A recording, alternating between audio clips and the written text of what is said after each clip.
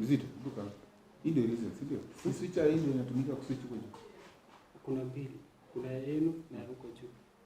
So yenu ndio inaconnectiwa. Switcher ni mbili. Bwana anadanganya. Switcher ni mbili. So kuna yenu na kuna ingine. Si ndio maana tumetoanisha hizi ni HDMI. Sasa yenye ilikuwa itumike hapa ndio sasa imeenda huko juu yenu ndio tunaconnect. Bado mjaconnect bado. Ishamalizia.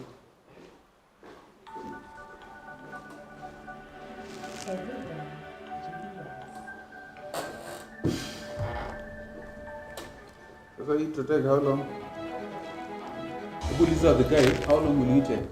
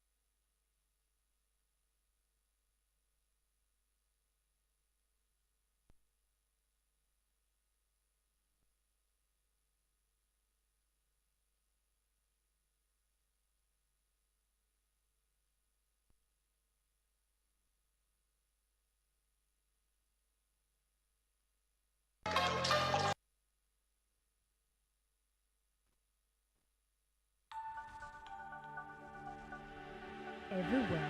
GBS.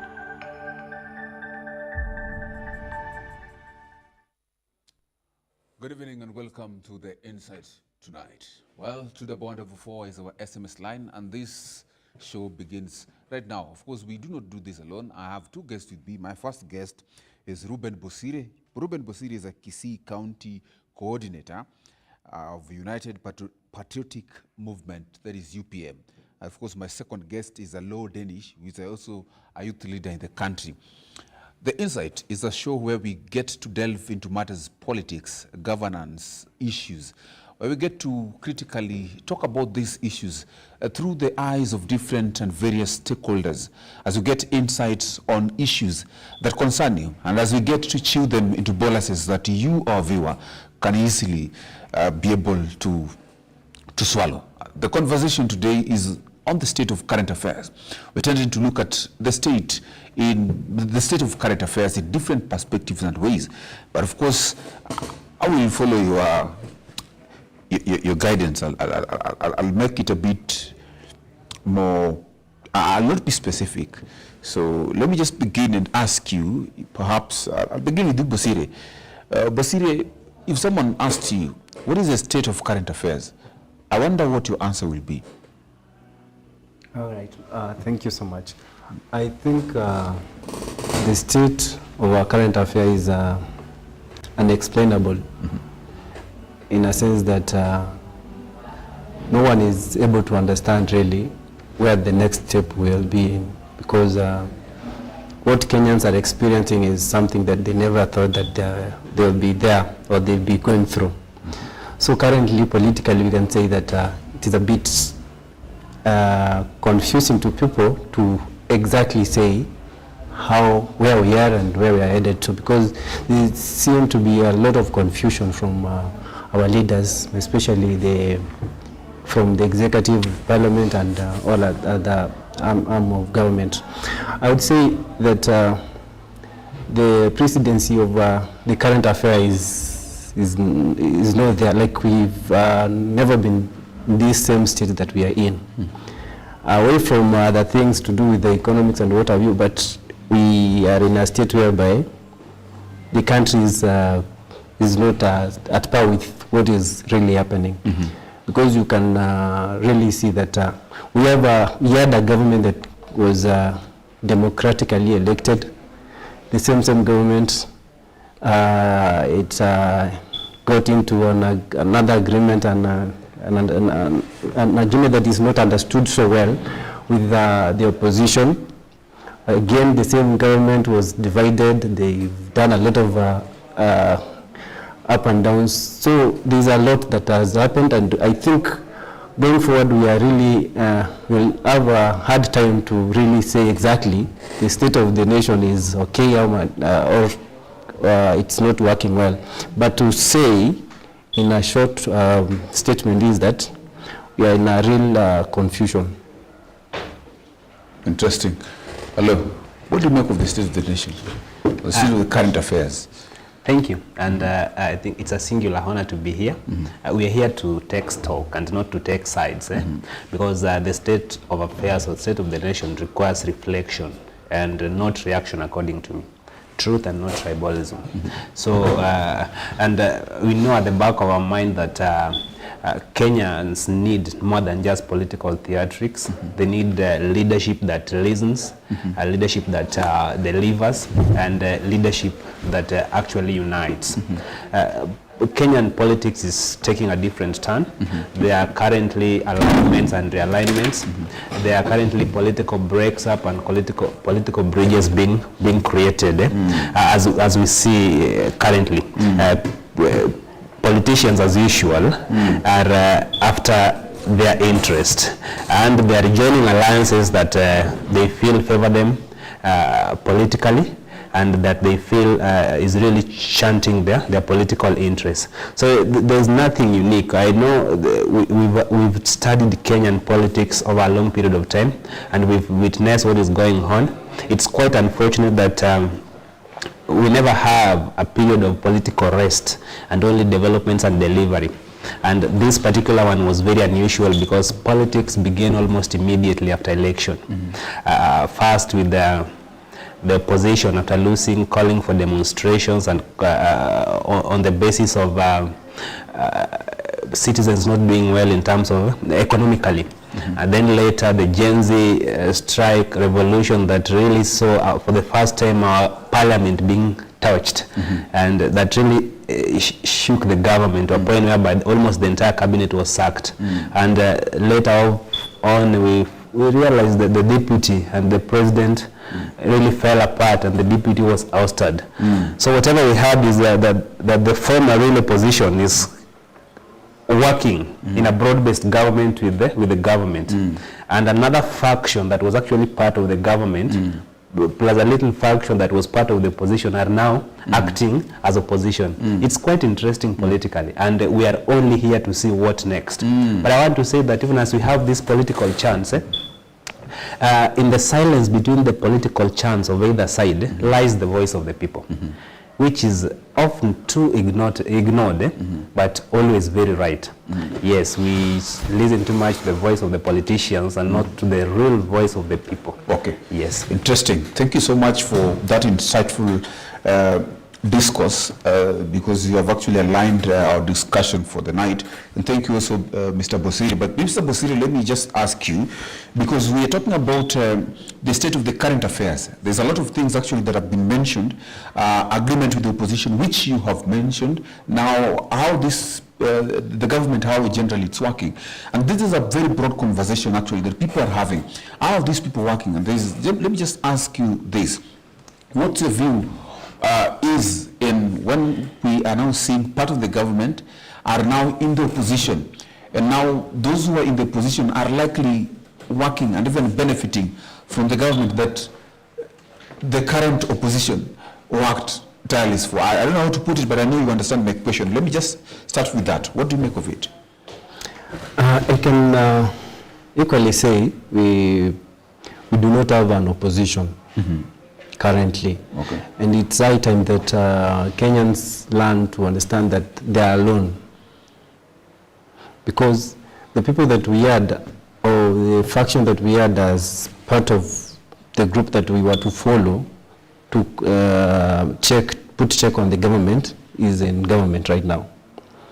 And those that purports to be in opposition, most of them it's that they have not been given a welcoming hand to join government. And I think they are very ready for that, most of them.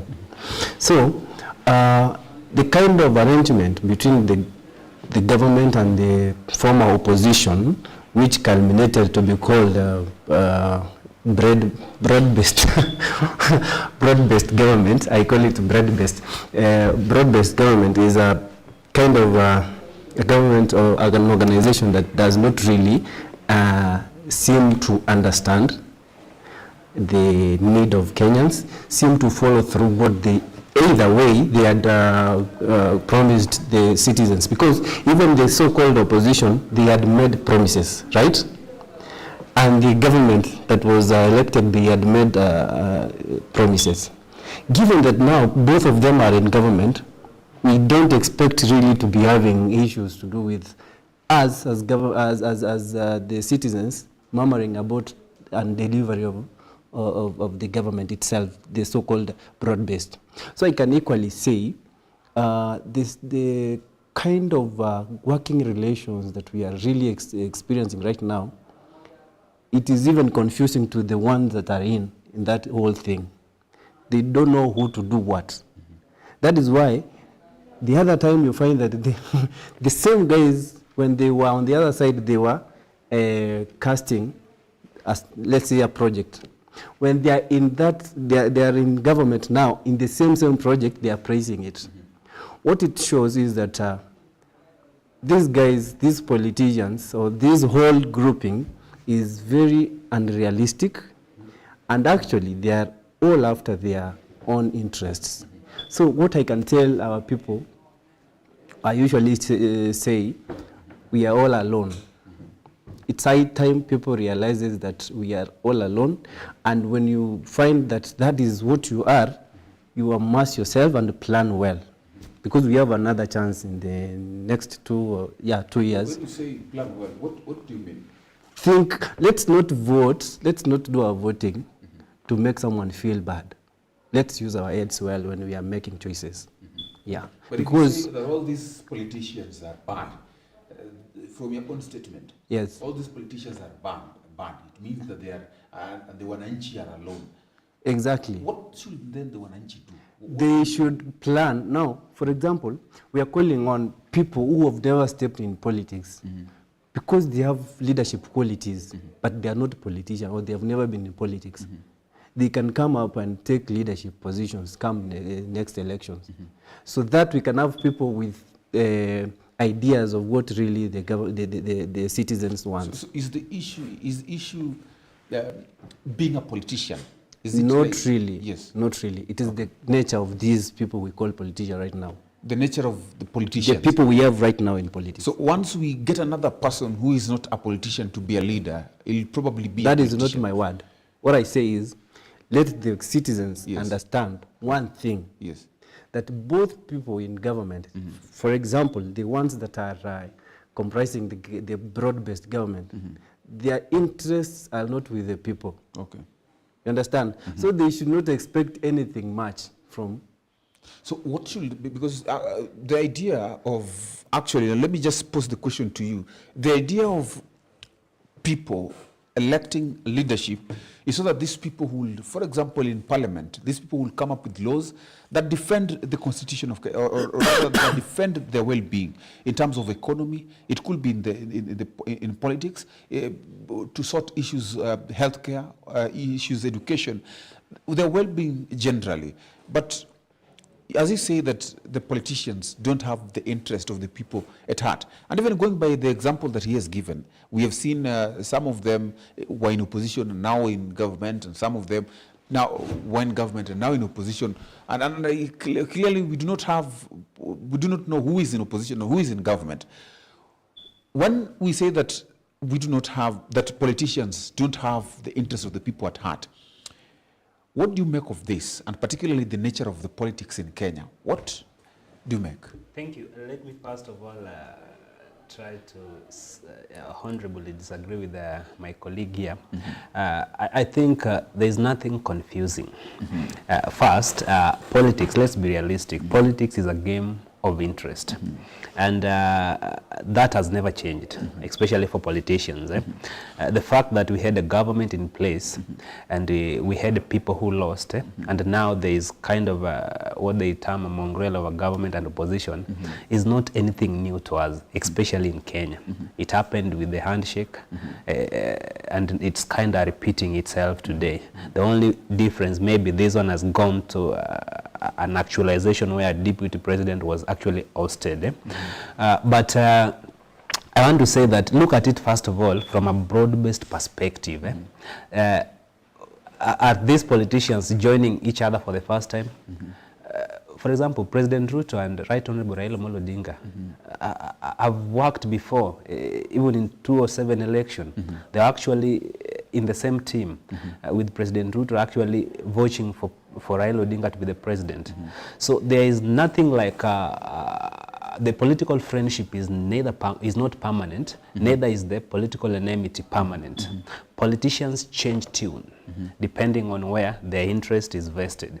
And that is why I also partly agree with him when he said that really the politicians in most cases do not fight. Is it right?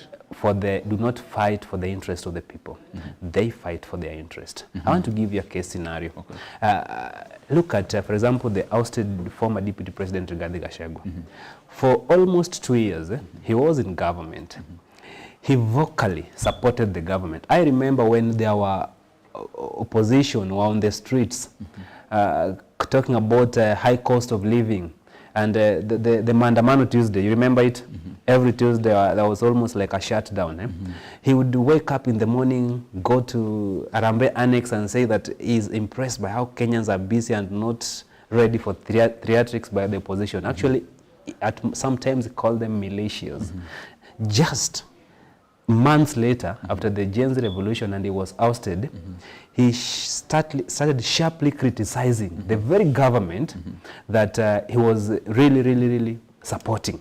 So we have to question the honesty of politicians who only claim to be truthful after their fallout from power, when their proximity to power fades. Is it that they are fighting for the people really, or they are fighting for themselves? This is what we call, I can call it selective truth, because where is this same vigor with which Gachagua is criticizing the president and the government? Where was this power when he was the deputy president? Why wouldn't he reveal all these things that he's revealing to us today? It's just because he's currently not licking the honey. Yes. The tap has been closed for him. Okay. So yes. what do you propose? What do you think is actually the solution, so that we have people in politics, not for their interest, but for the interest of the people? Because you've said about, and we've seen, where people change tunes because their interest is no longer there. Today, if they're not a CS, if they're not this or that, then they criticize that government. Once they're given an opportunity, they no longer see anything good in that government. How can we then ensure that we have a people generally, or even politicians, who understand, who speak based on ideologies, and actually defend the rights of Kenyans and even the interest of the people? The buck stops with the people to begin with.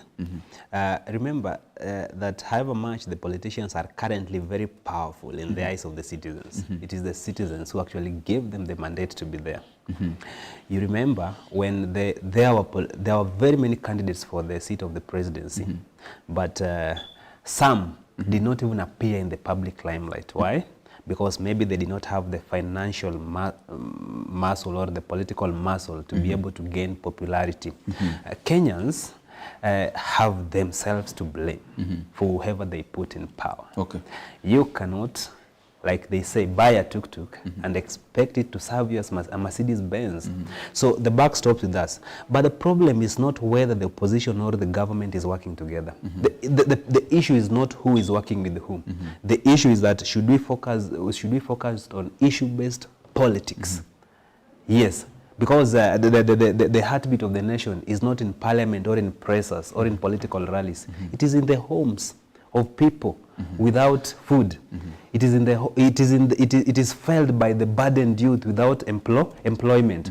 So when we turn our politics actually to be focusing on the cost of living, the education, yes, the infrastructure of and how to lower our burden in terms of excessive borrowing and not being accountable for the money borrowed.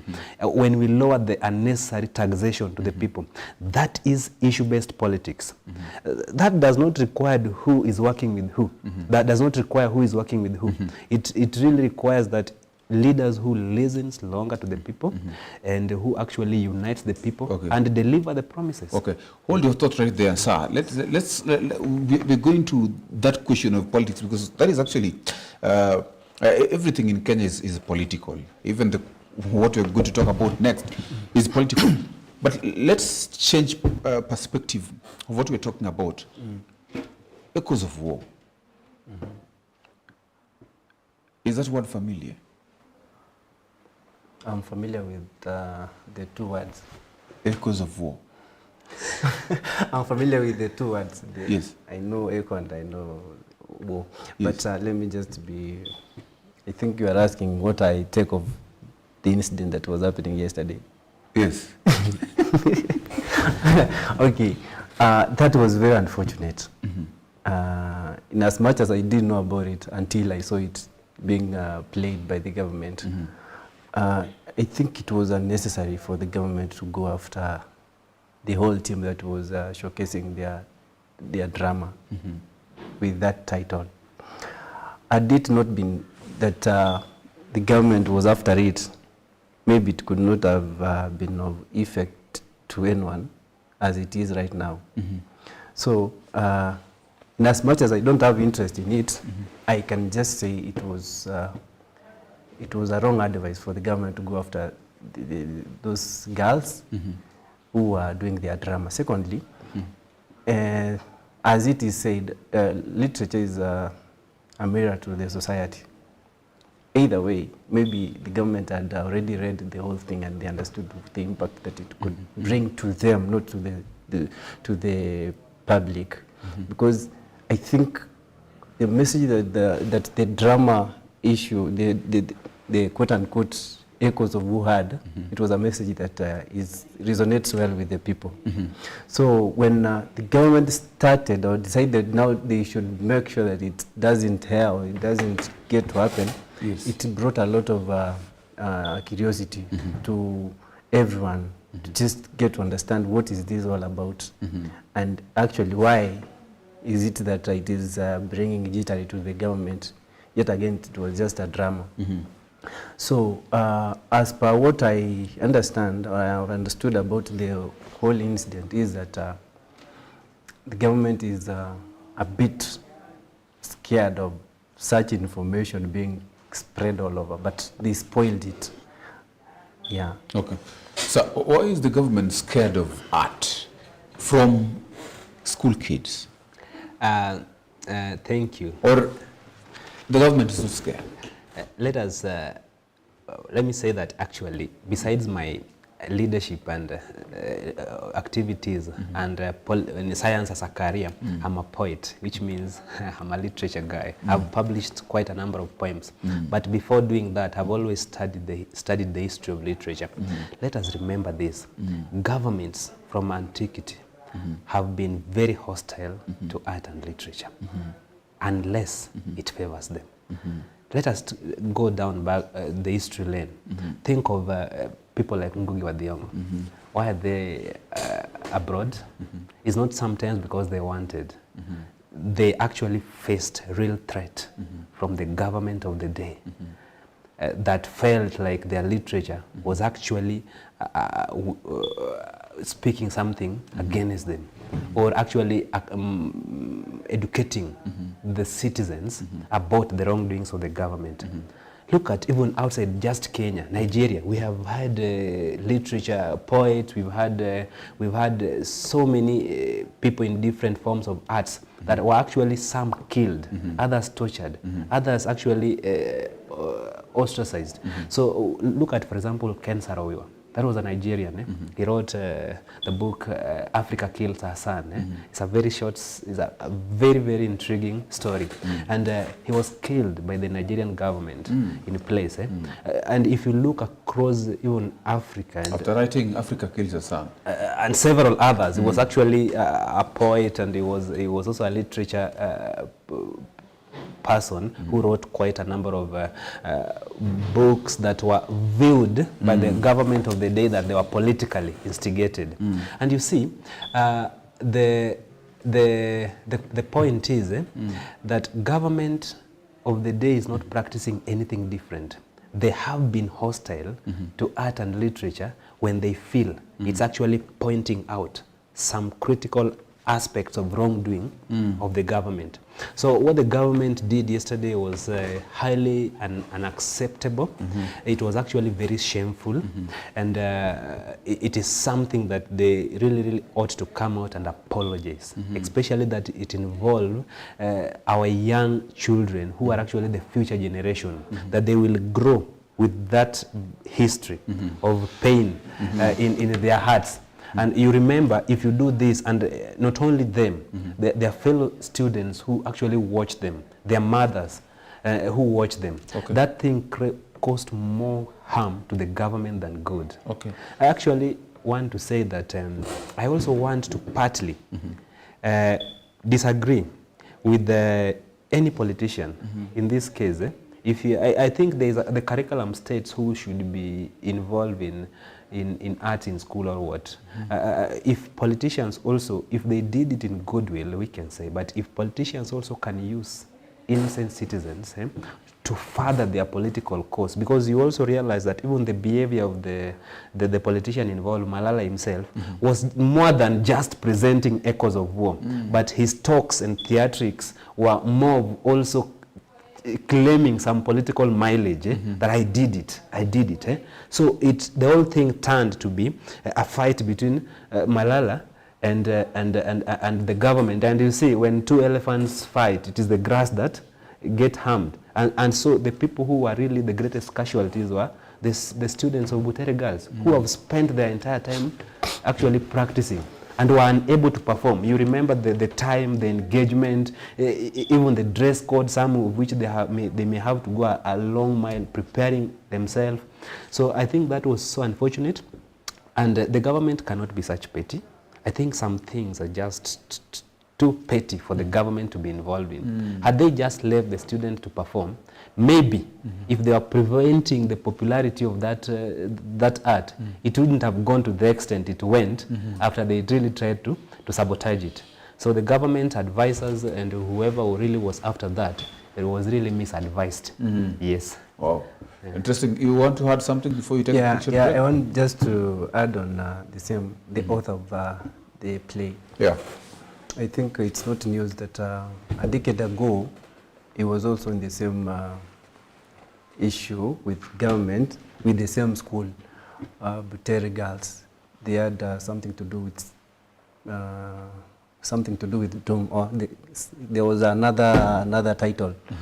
The government also, at that time, it was not to par with it. They felt like it had issues to do with them being maybe incinerated or something like that.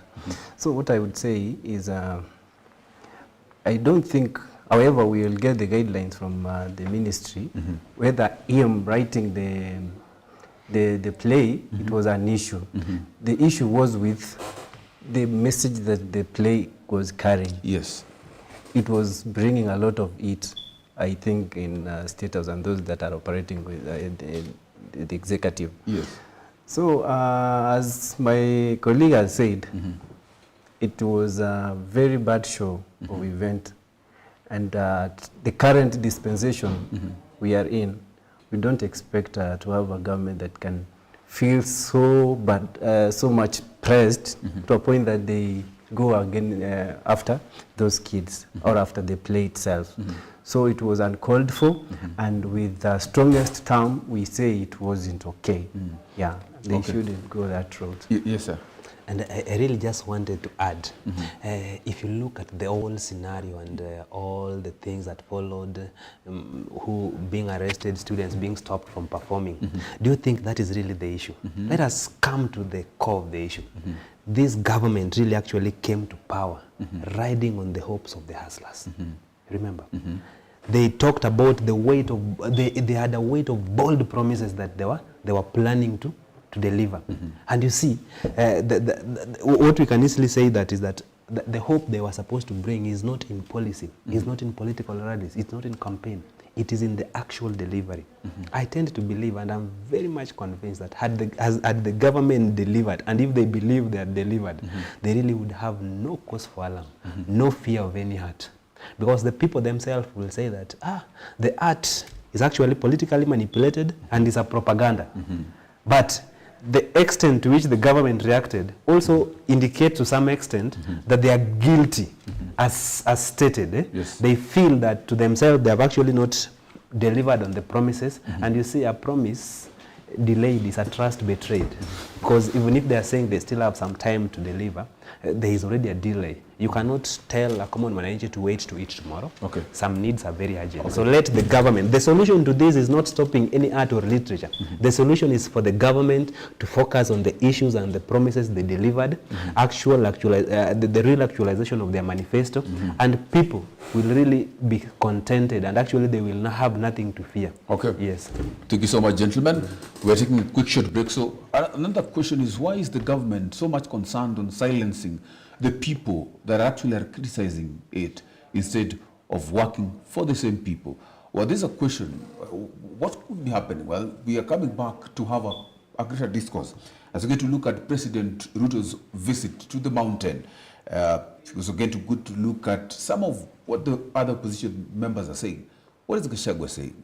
Have you heard about Muturi? Well, what is the opposition? How is everything happening? And of course, we are going to also ask about the system.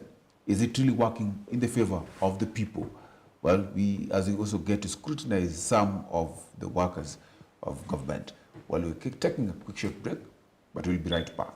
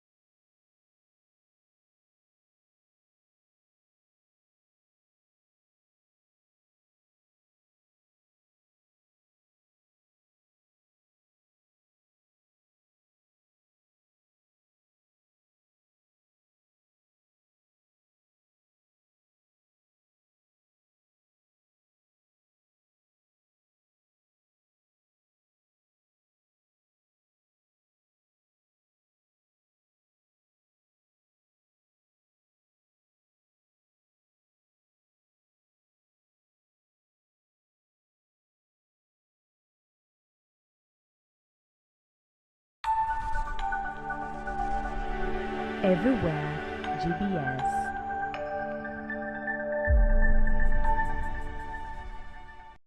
So today's topic is Rising Stars, young people who create, influence and inspire. So on an honest note, creating is hard work, and there are people who I see their work and they are constantly pushing themselves. okay.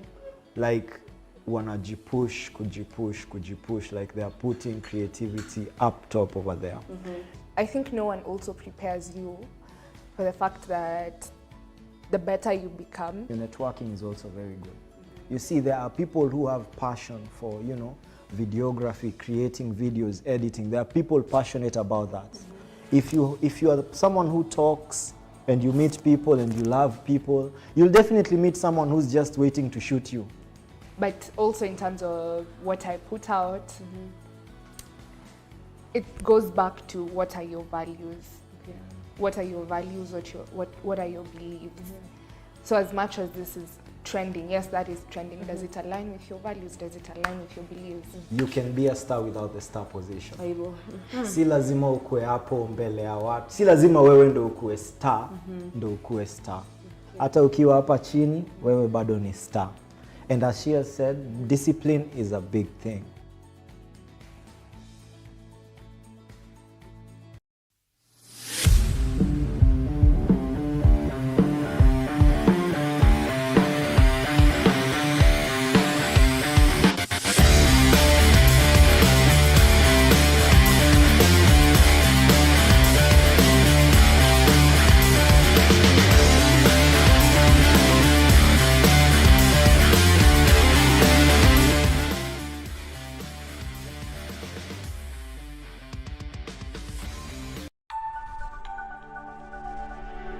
Everywhere GBS.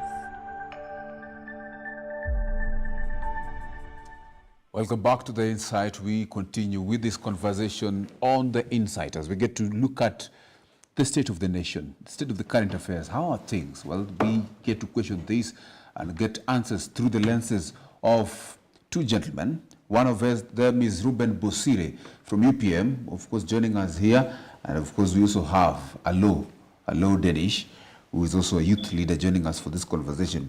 And let me just come to you, Mr. Reuben, on this particular one, as we get to speak about President William Ruto's visit. You see, this is the first visit after the impeachment of Rigathi Gachagua. And for some reason, it is believed, and because of this, because that Gachagua came from the mountain, that the president has lost the mountain. From the reception, from how you saw things, let's start, first things first. Has the president lost the mountain? Thank you. I really can't say he has not lost. He has. Because the one that he used to get them, one of those people that he used to get the vote from Mount Kenya, he has lost him. Basically, he must have lost some votes. Yeah. Okay. Sam, what do you think about the president's visit to the mountain? Was it to assert authority and to gauge his popularity and influence? Was it to to know, was it for development as it outed? What do you make of it? Yeah, of course, you know, a presidential visit ought to be about development and also unity, because presidency is a symbol of national unity. Yes. But facing the reality, however much the visit of the president to the mountain was coined development tour, it was more of trying to heal or regain to heal the fractured relationship he has had with the people of the mountain. Remember, back in 2022 general elections, President actually got heavy backing from the people of the mountain. Actually, he had got two great regions, that is the Rift Valley and the people of the mountain. And these people actually voted him overwhelmingly. And that was actually his most trusted vote basket. As things stand now, if you look at even politics in the country, the most dissatisfied people, the most bitter people, to say the actual word, are the people of the mountain. And so this is actually what led the president even to invite in the opposition and try to look for new allies. But the president is very clear in his mind. These are new allies, and we're just some few years to the next election. Can he trust them? While he's engaging them to see if there's a trust process in this broad-based government, should he just let the mountain vote basket get off his hands? So the president is still trying to weigh. Because I'm not sure of my current alignment, I will go to the mountain and try to see if there is some hope. And that's why you see a day before the president began his tour, there was actually a press briefing that invited almost all the media houses. Why? Has that happened when president is visiting other areas? No. Because the reality means there was tension as to whether the president would be overwhelmingly received or whether he will be jeered or booed.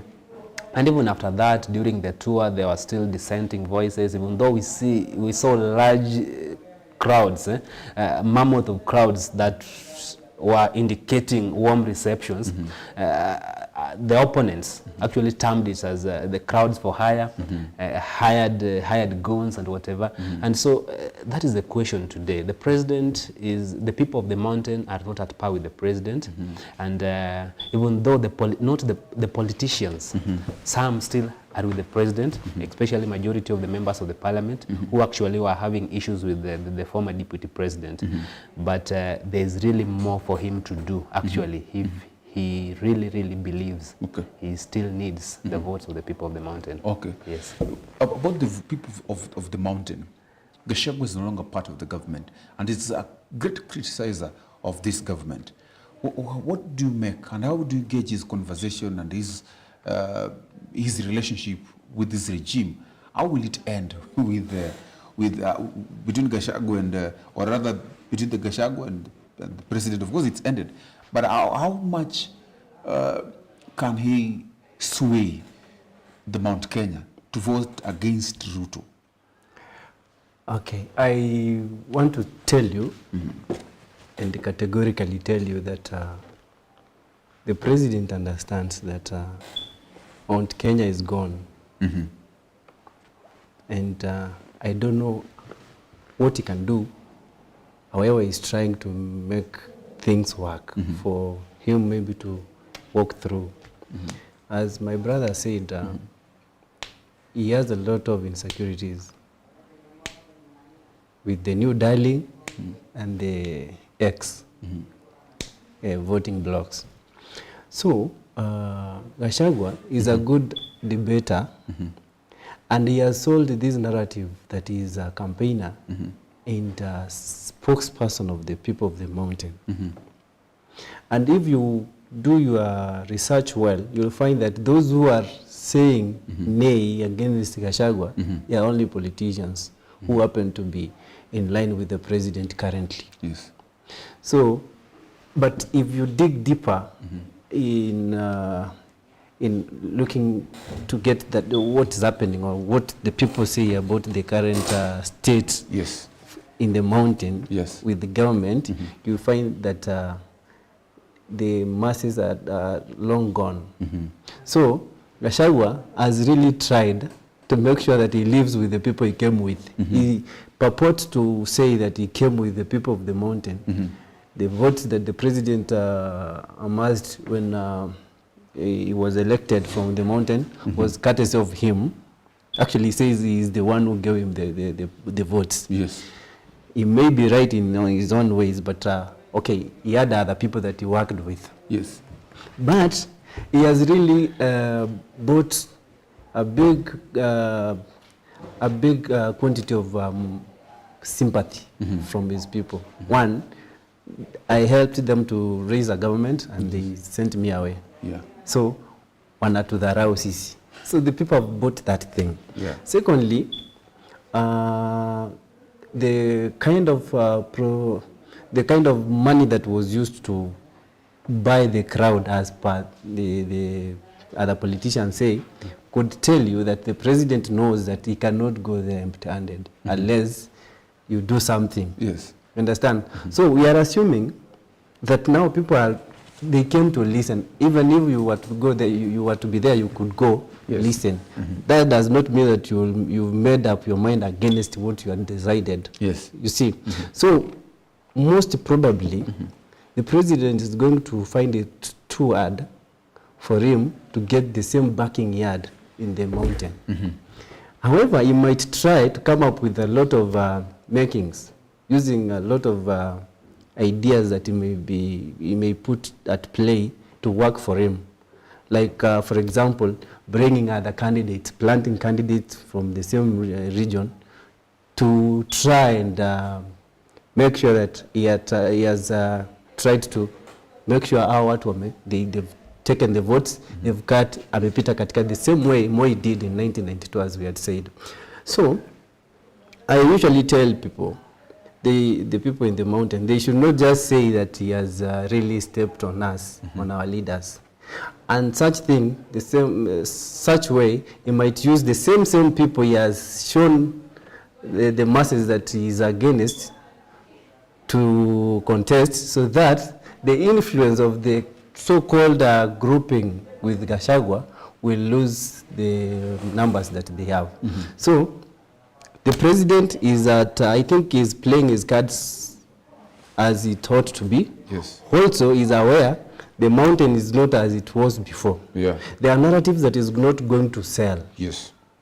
There are things that is not going to use and he should not use. Yes.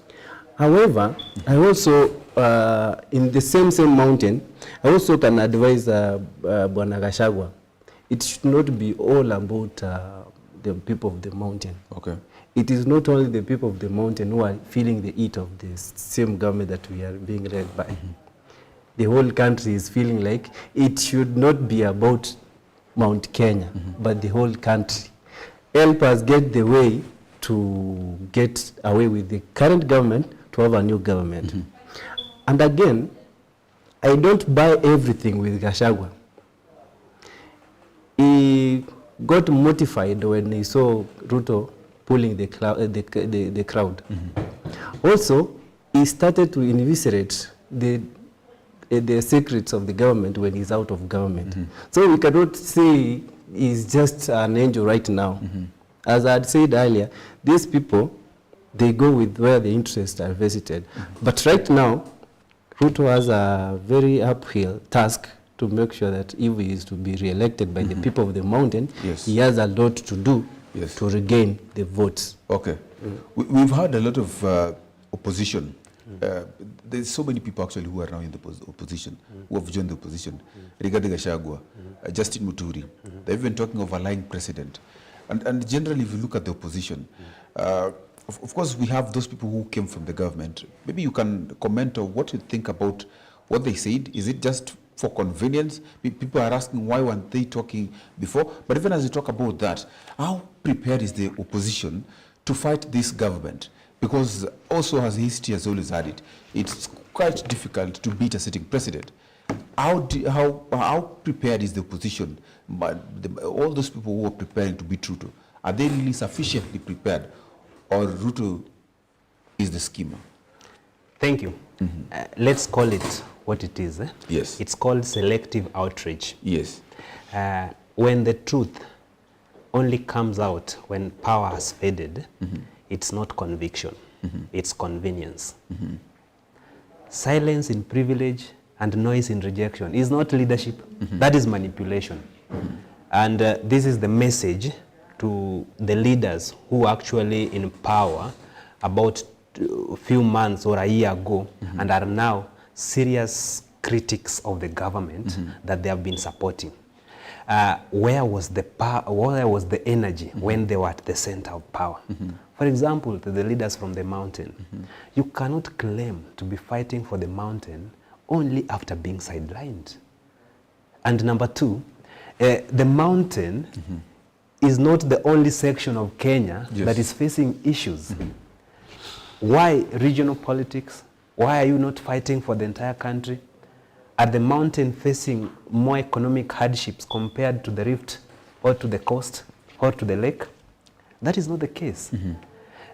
These people are not actually fighting for the people. They are fighting to gain their lost political relevance. Because they know their silence in the next few months or so will mean they will be thrown into political oblivion. This is fight for relevance and not fight for leadership. Now, as to whether there is a direction in opposition or not, is something we are yet to see.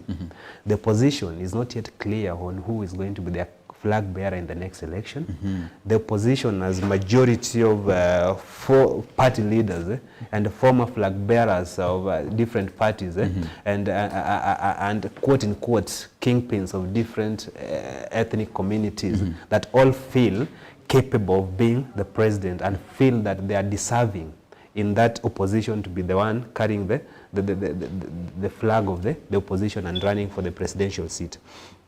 And while maybe it's a strategy or still lack of unity is something we're yet to see. Some would claim that, oh, it's still a strategy for the opposition not to disclose their candidate at the moment, but others would rightfully say it is still lack of reaching a common ground for people involved in the opposition. There are mention of different people, Fred Matiang'i here, Stephen Kalonzo Musyoka is saying it is the time, and you see the likes of Martha Karua are also saying that they have to be on the ballot, and there are several people coming up. Maraga, independent people are not actually neither in the opposition nor in the government, the former Chief Justice of the Republic of Kenya. So this is just what we call political realignment, people grouping, breaking up and regrouping, and there's still a lot that is yet to happen. And I can assure you, in the next 1 year or so, you will see more realignments, more breaks up. For those who are currently darlings, friends breaking up and fools joining together. That is what we are yet to see. Okay. Yes. Quite interesting. You have something to say? Yeah, I want to say it's too early to just say that we haven't seen the opposition naming their own flag bearer. Okay. Yeah. Okay. State of the public surface. For the recent time, we have seen the president being quite deliberate on, let me say, on changing cabinet positions, members from one position to the other, remove this guy, place him there, remove this other person, put him there. This has taken a better part of, during his time, generally, this has happened a lot. And people are really asking, which criteria is the president really using to appoint these people, if actually he recycles the same people? Because remember, even during the Gen Z protest, people had actually believed that all these people had gone home and no one was coming back except Mudavadi. And so things have happened. So what do you make of these shifts? Doesn't it raise a question about the meritocracy? Number one, whether these people are chosen based on merit or based on loyalty? Or why is the president doing this? Because it's confusing, actually. It's a question the president has been asked, but what do you generally make of this? Bearing that these people need to understand certain policies within the systems, within those ministries to work efficiently for the people. I think you were asking about the method that he's using to do his thing. I can say it is try and error method. He's trying to do what we call in Swahili kuokoa jahazi. You see, from the start, the first cabinet of this government, it raised a lot of questions on ability to deliver.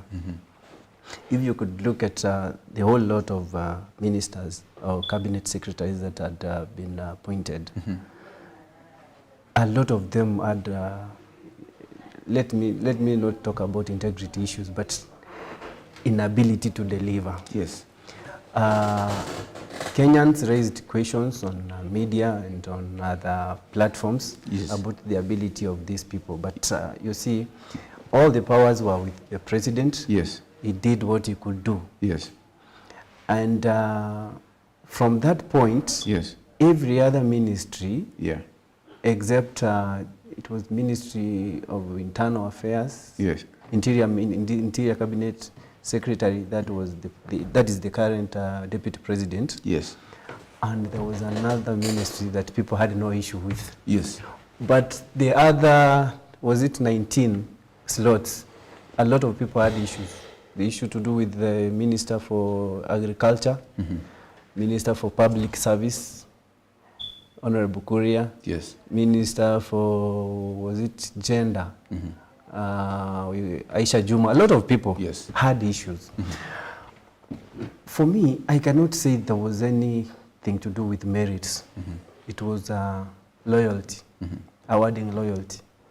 And actually, it has costed Kenyans big time. Yes. Secondly, I think the president was looking for people, yes, who can sing and dance to his tune, who can be told what to say and what to advise the president. The president could probably work with people that he can tell what to tell him. So the whole exercise we are seeing of changing ministries, ministers in different ministries, it is trying to salvage the face of each and every ministry that has issues. For example, we are seeing Honorable Duale, the current minister or cabinet secretary for health. And yet, we've got doctors who can run that ministry very well. It is not that he is the best, but in the eyes of the president, yes, he is someone who can do some specific functions. He can resonate well with what the president wants. So I can as well say he has his own way of leadership. He has his own way of wanting things being done the way he wants, his way. But at the end of the day, I can say currently we have a cabinet that is a joke. A serious joke, because if you look at the previous government, we had people with a lot of zeal to work. I think people could even tell President Kenyatta, this is not right, we shouldn't go this way, we should do this way, because at the end of the day, a cabinet secretary is an advisor to the president, that's ministry. So we really missed the idea we had seen before, having people competently in that field. Like, for example, we use Dr. Matiang'i as an example. When he came in as a minister for education, his background is in education. He is a teacher. So he understood very well where the issues that are supposed to be dealt with, where he should start and how he could complete his task. He could advise the president in accordance to his understanding on the same field. Look at the example of Dr. Magoha. When he came in, he was a lecturer. So he came in that ministry knowing very well where he could feel things could be changed. Okay. Yeah. Okay, thank you so much. Because of time, we have come to the end. Of course, I'll just ask you to also revert what you think about this particular question. And just to ask you simply, what do you make of leadership and governance? What should be first? Is it meritocracy or is it loyalty? Even as we come to the end of the show. Thanks a lot. You know, in one of my books, I've said that politics is where the ideals of the society meet the realities of power. It is one thing to present ideals during campaigns and another thing to face reality after elections. It's the analogy of a fan thinking you would have done better than the player when the player makes a mistake. So this government got into power with bravado, and when you see cabinet firing and reshuffling here and there, it's actually the truth, the reality that the government faces. It's the analogy of a government facing the reality of the hardship of running a government. Yes. They thought is a walk in the park. The park. As my brother says, trial and error. Yes. Maybe initially they thought it's about people who are loyal to me. It's about awarding people who campaigned for me.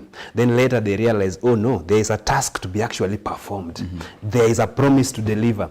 Yes, there is a high cost of living to lower, and there are infrastructures to put in place, and there is actually a debt, a very huge debt that ought to be paid. Yes. And the government got to this reality quite in a confusing manner, that the government started running helter-skelter. Yes. Look for the position here, look for new allies here and there, and that led us to here what we are today.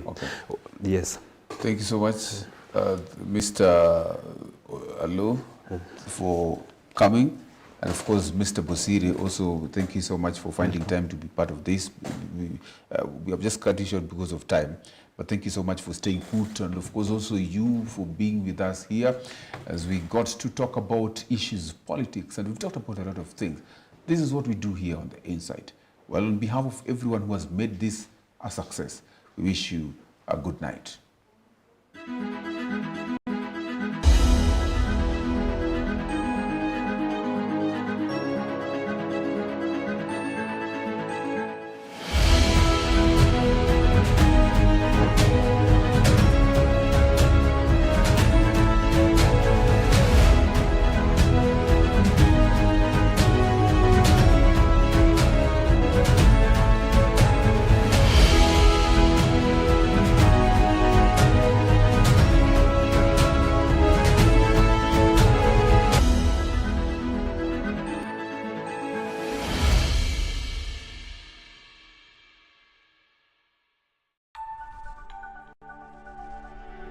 Everywhere, GBS.